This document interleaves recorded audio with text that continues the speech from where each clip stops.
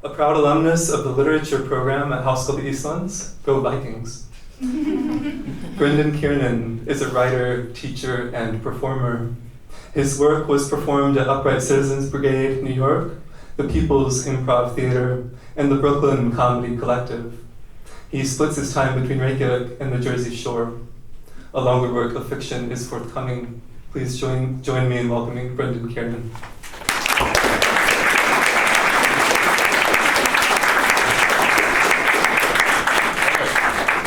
Pontificate. Much appreciated. Thank you for being here. Can everyone hear me in the back? Yeah, okay. All right. This is the beginning of a longer, forthcoming piece. The American still sleeps peacefully on the bed of parkas. They let him sleep without his mask on, an infected Easter miracle. In spite of it all, I enjoyed the sinister air he brought in with him. I've missed that visceral fear of personal space violations, home invasions, split lips, the lust of fear. Fear mumbles in abstracted tongues on this island, subletting somewhere with the hidden people. Fear is real and lives one fjord away. The old Icelandic police captain brought the American in on a gurney at 5 this morning. The captain and a few grotesques outside the Danish bar forced him into a drooling sleep with a rear naked choke. As soon as Captain saw the New York driver's license, he gestured to the bottle jockey combing the streets for extra gloves. The captain stripped him, bagged him, strapped him, and dropped him right at my door. Reykjavík knows me, not as a widely regarded artist. I am never recognized as an avant-garde electronic musician at Cafe Vest. Escarpments in Rhythm Volume 4 has been met with muted acclaim. I play a civic function. Lost persons are sent to me for fish dinners in a dry sleeping bag. In his halting English, the captain boasted that any lost foreigner who speaks musical English and has good teeth is educated and a suspected diplomat, and they are sent to my apartment invested by it. Any lost foreigner who speaks musical English and has bad teeth is a poet and is sent to my door all the same. I brewed us a pot of coffee and he drank. As the captain wiped the night from his lids, he made a frame of his blank gray eyes. He pulled from his breast pocket an IKEA baggie of loose tranks. We agreed not to forestall our Easter plans any more than we had to. I agreed to translate his police report into English. It is as follows. On Holy Saturday 2021, at 0200 hours, a white man who bore no discernible Icelandic features in dress, hygiene, or faciocranial structure, was apprehended at Adam og Eva's intimate boutique at Reykjavík 61. Police ascertained that suspect Desmond Vichy, Kennetala still pending, used a reinforced stack of deactivated room access cards from the Viking lifestyle hostel to wedge open the unlocked door at Adam og Eva. A backpack was found with, quote, ropes, cuffs, and dull bludgeoning objects. Suspect was reportedly screaming, quote, "It was for the women I'm going to marry," in an indeterminate accent. Police could not get any details on this aforementioned woman, as the suspect referred to her only as, quote, "the lady with the 1,000,000 smile." When pressed for intent on his weaponry, suspect Desmond Vichy said it was for, quote, "tender abjection." When pushed, suspect clarified, for purposes of rehearsed conjugal hatred. The suspect was removed from the zone of high economic dependence. Though initial reports are inconclusive and verification ongoing, internal police Facebook messages suspect that Desmond Vichy is in fact an Arab.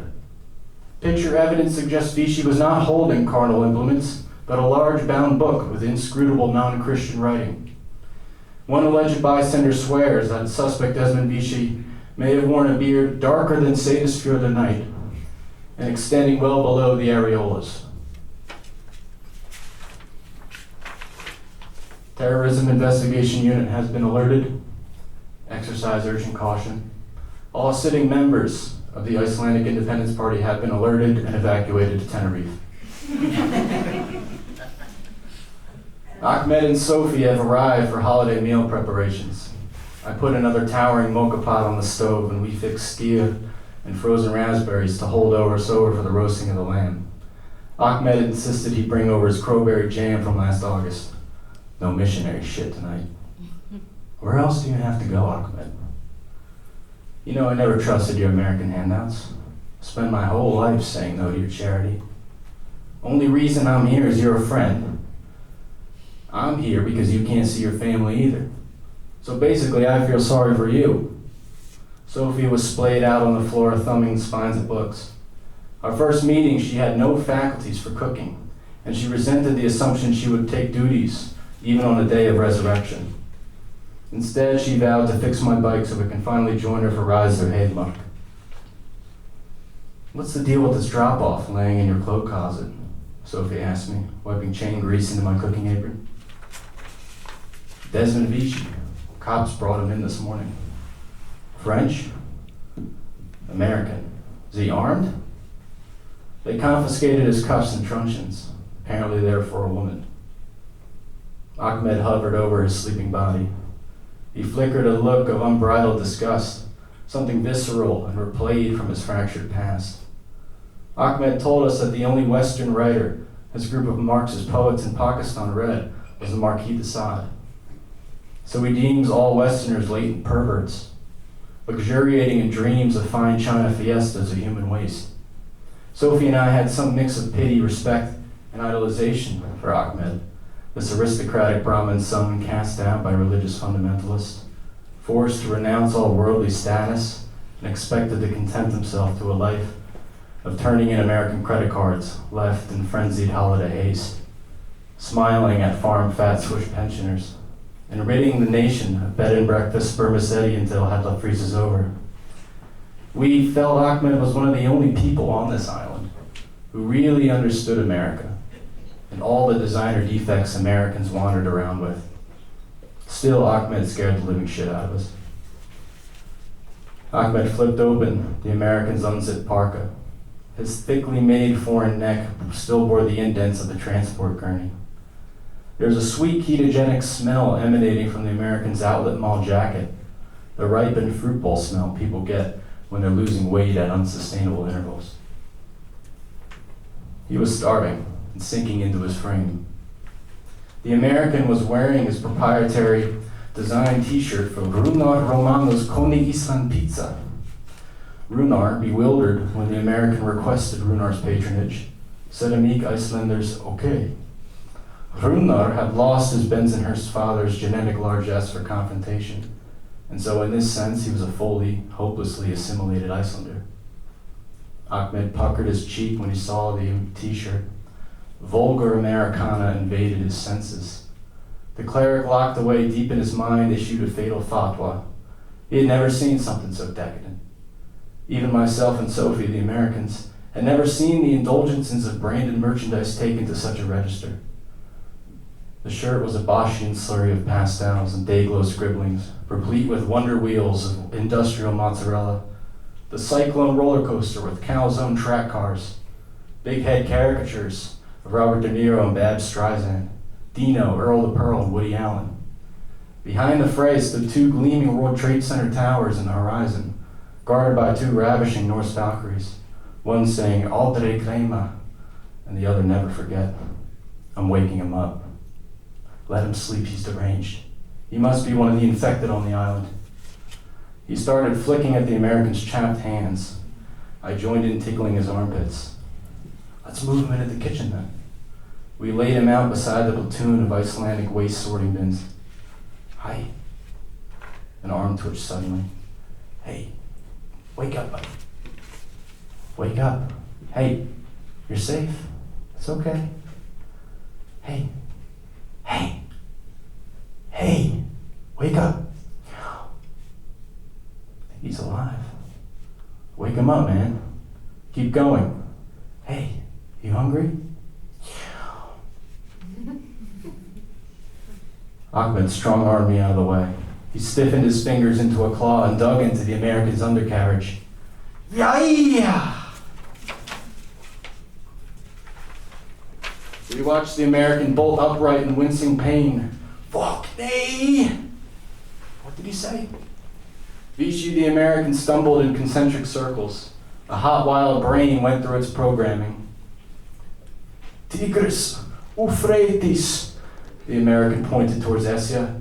These are the apocryphal first words of Toby Ingolfur Arnason when he landed on the shores of Iceland.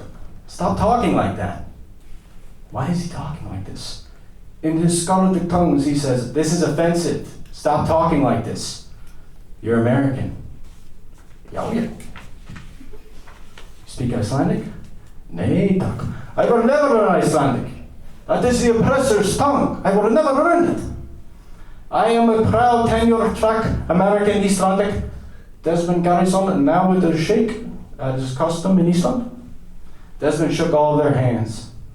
My people come from the New Westfjords, America. My papi, Gary Gernsson, ran a Toyota booth in the Hudson Vatra. Ahmed held up his wallet. Well, it says here you're Desmond D. Vichy from Cornwall, New York. On your driver's license. Ah, yes, another fact from the American provisional government. I will not be returning, so I will not need this. Desmond opened up the pot of boiling crowberry lamb and flung his driver's license inside. How long have you been in Iceland? One equinotic solstice. Why are you in Iceland? It's COVID. Go home. It's locked down. I'm here to get involved in the Austin movement.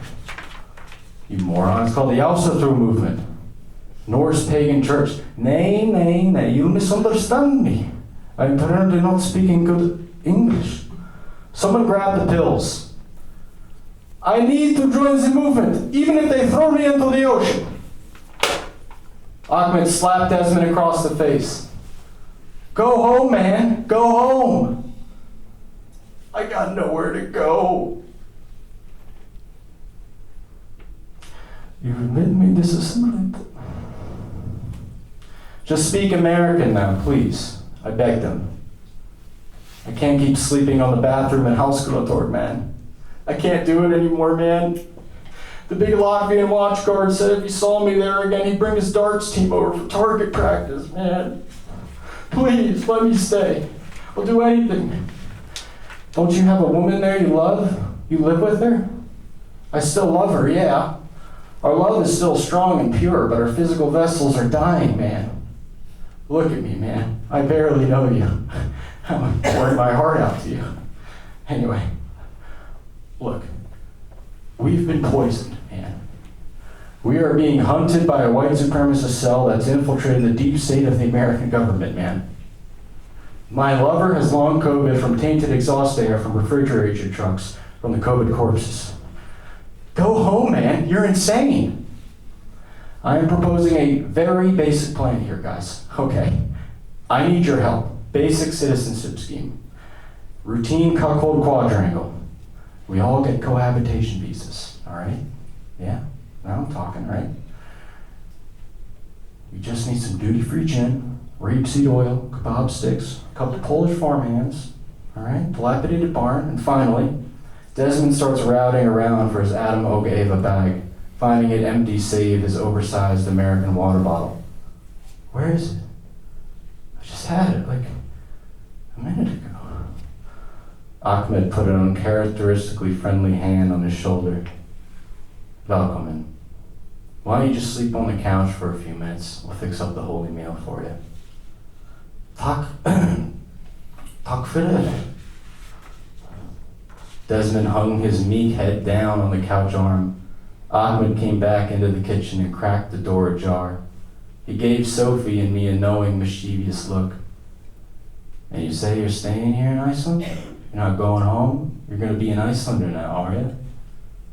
Desmond nodded his head like a sleep-heavy child. Well, all right then. Let's buckle up.